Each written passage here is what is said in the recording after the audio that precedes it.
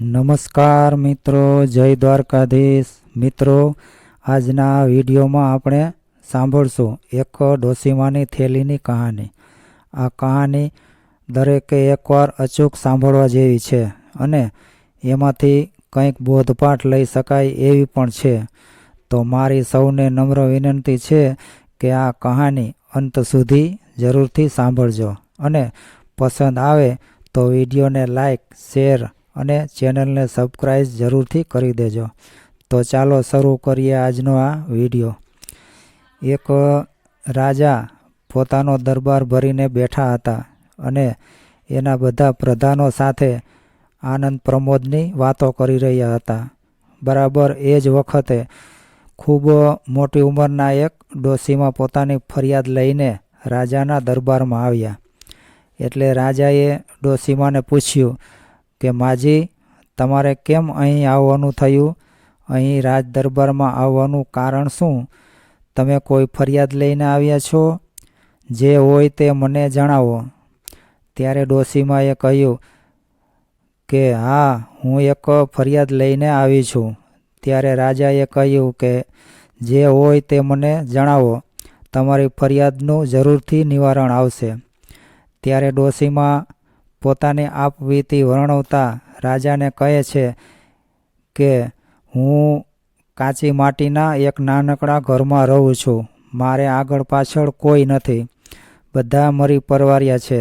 મારી એક છેલ્લી ઈચ્છા 4 ધામની જાત્રા કરવાની હતી. મેં થોડી ઘણી મૂડી બચાવી રાખેલી હતી. એ મૂડીમાંથી મારે જાત્રામાં વાપરવા જેટલા પૈસા મેં રાખ્યા અને બાકીના પૈસાની મેં સોના મહોરો ખરીદી લીધી. સોના મહોરો તો ખરીદી, પણ એને સાચવવાનો મોટો પ્રશ્ન હતો. જો એ સોના મહોરો ઘરે મૂકીને હું જાત્રાએ જાઉં તો ચોરાઈ જવાનો પૂરો ભય હતો.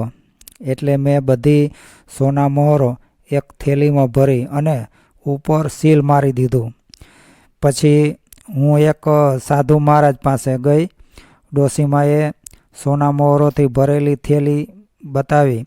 સાધુ મહારાજને કહ્યું કે બાપજી, આ થેલીમાં હું થોડીક સોના મહોરો લાવી છું અને મારે આગળ પાછળ કોઈ નથી, હું એકલી જ છું.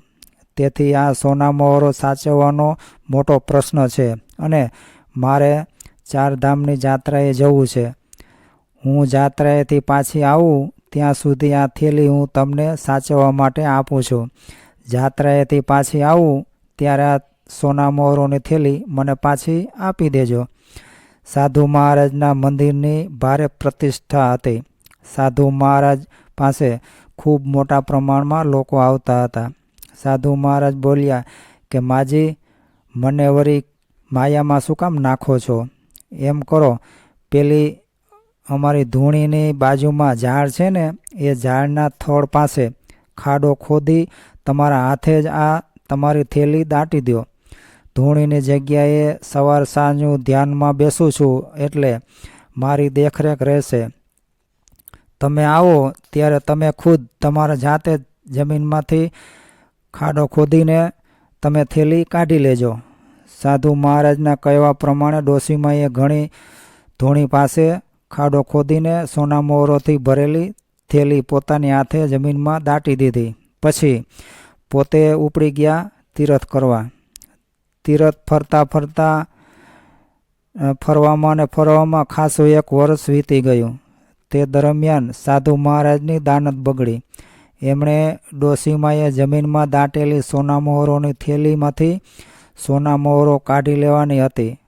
એક રાતે એણે જમીનમાંથી થેલી કાઢી અને જુએ છે તો થેલી ઉપર તો ડોશીમાએ સીલ મારેલું હતું. જો સીલ તોડીને સોના મહોરો કાઢે તો ડોશીમાને ખબર પડી જાય. એટલે એણે એક આઈડિયા લગાવ્યો. થેલીમાં નાનો એવો કાપો કર્યો અને એ કાપામાંથી બધી સોના મહોરો કાઢી લીધી.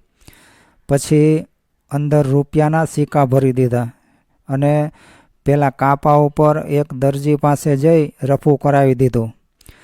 થેલી પાછી પોતાની મૂળ જગ્યાએ દાટી દીધી.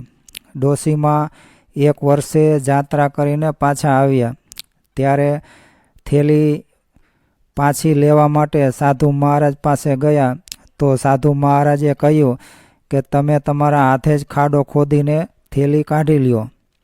ડોશીમાએ જમીનમાંથી થેલી કાઢી અને ખોલીને જુએ છે તો તેમાંથી સોના મોહરોની જગ્યાએ પૈસા નીકળ્યા.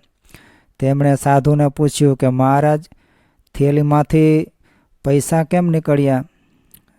એટલે સાધુ મહારાજ કહે તે પૈસા જ નીકળે ને, તમે ખાલી થેલી થોડી દાટી હતી, પણ આ થેલીમાં તો મેં સોના મોહરો રાખી હતી, એ ક્યાં ગઈ? માજી, મને શું ખબર, હું તો પૈસાને અડતો પણ નથી. તમે તમારી હાથે તો થેલી દાટી હતી અને એવી જ રીતે તમે જાતે જમીન ખોદીને થેલી કાઢી હતી. તમે તો મારા ગળે પડો છો. જાઓ, અહીંથી નીકળો, મારી પૂજા ખોટી થાય છે. એમ કરી મને ધક્કો મારીને મંદિર પરિસરમાંથી બહાર કાઢી મૂકી. ત્યારે ડોશીમા રડવા લાગ્યા.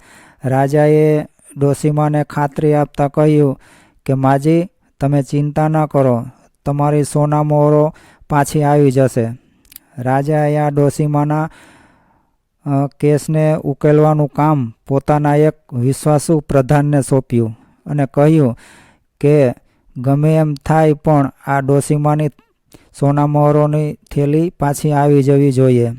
પ્રધાને ડોશીમાને મળીને પૂરેપૂરી વાત જાણી લીધી. પછી થેલી પણ તપાસી. પ્રધાનને થેલી ઉપર શંકા જતા વધુ તપાસ માટે થેલી પોતાની પાસે રાખી અને ઘરે આવીને પ્રધાને ફરીવાર થેલી તપાસી. એટલે એને તરત ખ્યાલ આવી ગયો કે થેલી ઉપર સીલ હતું ત્યાં નહીં પણ બાજુના ભાગમાં કારીગરી થઈ છે. એણે એક નવી જ રીત અપનાવવાની તૈયારી કરી. પોતાના પલંગની ચાદર પર રાતના જાતે જ એક ઝીણો કાપ મૂક્યો અને ચાદર એમ જ રહેવા દીધી. અને સવારે પ્રધાન પોતાના કામ અર્થે બહાર ગયા. સાંજે આવીને જુએ છે તો ચાદરનો પેલો કાપ હતો એ કાપ ઉપર કોઈએ રફુ કરીને સરખો કરાવેલો. પ્રધાને નોકરને બોલાવી ધમકાવ્યો અને કહ્યું, રફુ બતાવતા પૂછ્યું કે આ શું છે?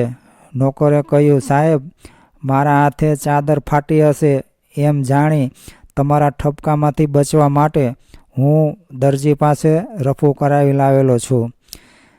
ત્યારે પ્રધાને નોકરને કહ્યું કે તારે બિલકુલ ગભરાવાની જરૂર નથી. આ ચાદર તો મારા હાથથી જ ફાટી હતી. પરંતુ હવે તું એક કામ કર, જેની પાસે તે આ ચાદરનું રફુ કરાવ્યું હતું એ દરજીને કાલ સવારે મારી પાસે તેડી લાવજે. બીજે દિવસે નોકર દરજીને પ્રધાનની ઘરે બોલાવી લાવ્યો.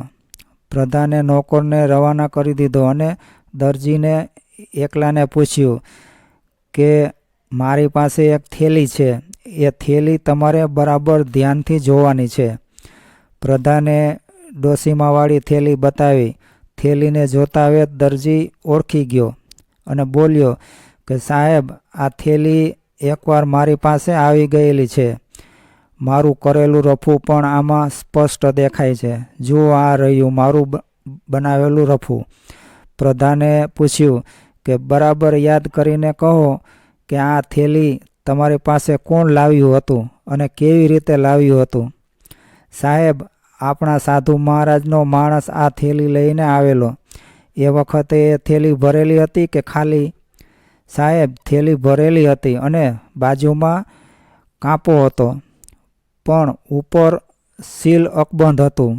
સાહેબે પૂછ્યું, એ વખતે થેલીમાં પૈસા હતા કે સોના મોહરો હતી? પૈસા હતા સાહેબ. પ્રધાનને હવે ખાતરી થઈ ગઈ હતી કે આ ઠગાઈ કરનાર સાધુ મહારાજ છે.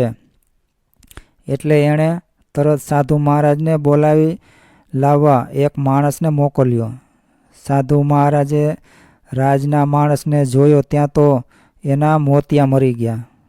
આવતા વેત પ્રધાને પહેલો જ પ્રશ્ન કર્યો કે મહારાજ, આ માજીની થેલી ઉપર તમે શું કરામત કરી છે? આ માજીની થેલીમાંથી તમે સોના મોહરો કાઢી લીધી છે એની મને ખબર પડી ગઈ છે. બોલો, ગુનો કબૂલ કરો છો કે પછી જેલમાં પુરાઈને તમારે તમારી આબરૂના કાંકરા કરવા છે? મહારાજે ગુનો કબૂલ કર્યો. એમણે રાજાને 2 હાથ જોડી માફી માગી અને કહ્યું પોતે થેલીમાંથી સોનામોહરો કાઢી લઈ પૈસા મૂકી દીધા હતા એ વાત કબૂલ કરી. પછી બધાને મહારાજને રાજા સમક્ષ હાજર કર્યો અને બધી સત્ય હકીકતની જ રાજાને વાત કરી. રાજાએ ડોશીમાની સોનામોહરો પાછી આપી દેવા મહારાજને હુકમ કર્યો અને સાધુ મહારાજને રાજાએ સખત શબ્દોમાં ચેતવણી આપતા કહ્યું કે આ વખતે તમને છોડી દઉં છું, બાકી હવે પછી તમારી કોઈ ફરિયાદ મારી પાસે આવી તો સીધા જ જેલમાં મોકલી દઈશ અને આજથી મંદિરના ગાદીપતિના પદ ઉપરથી તમે બરખાસ્ત કરવામાં આવે છે. ડોશીમાએ પ્રધાનનો અને રાજાનો ખૂબ ખૂબ આભાર માન્યો અને માજી સોનામોહરોની થેલી લઈ પોતાના ઘેર ગયા. તો મિત્રો, આ વિડીયો તમને ગમ્યો હોય તો લાઈક કરો, શેર કરો, ચેનલને સબસ્ક્રાઈબ કરો અને તમારા ભાઈને સપોર્ટ કરો. જય દ્વારકાધીશ.